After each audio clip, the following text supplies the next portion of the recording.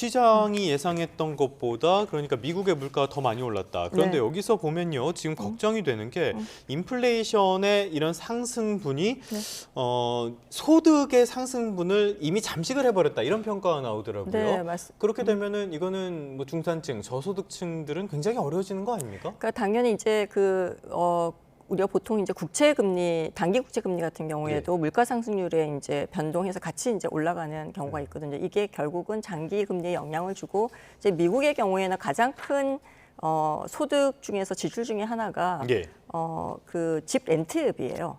예, 그게 이제 사실은 금리랑 직접적으로 연동이 되기 때문에 우리로 치면 월세네요. 네, 실질 물가, 실질 물가 상승률을 반영한 이자 지출이 커지기 때문에 이게 굉장히 크게 영향을 받을 수가 있고요. 어쨌든 소비자 물가 지수의 그 미국 시장이 굉장히 크게 경계를 하는 이유 중에 하나가 2022년도 코로나 이후에 굉장히 크게 물가가 상승했잖아요. 거의 9%대까지 상승했을 때 경제가 거의 마비되다시피 했던 경험이 있기 때문에 물가 상승을 굉장히 경계를 하고 있고요.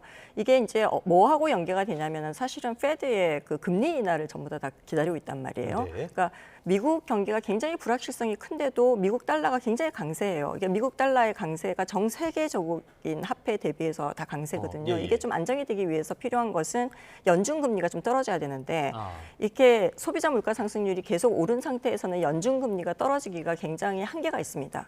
그래서 지금 그 CME의 패드 워치도 보면 올 연말까지 지금 현재 물가 상승률을 고려를 한다면은 아마 금리 인하가 좀 어려울 것이다. 동결될 가능성이 굉장히 크다라고 하고 있거든요. 그러니까 금리가 떨어져야지 시중에 돈이 풀리고 투자도 되고 이렇게 되는데 그런 부분들이 좀 어렵기 때문에 지금 굉장히 경제가 어렵다라고 얘기를 하는 것 같습니다. 알겠습니다. 트럼프의 정책이 트럼프의 발목을 잡은 그런 양상이라고도 볼 수가 있을 것 같은데 간밤에 국제 유가 그리고 뉴욕 증시도 많이 영향을 받았어요. 네, 맞습니다. 유가가 다시 이제 $100 재진입할 가능성이 굉장히 높아졌다라고 보는 거죠. 왜냐하면 이제 그 트럼프 대통령이 호르무즈 해협에 다시 그 봉쇄 재개하는 거를 지금 다시 선언했잖아요. 그러면서 유가가 3% 이상 올랐어요.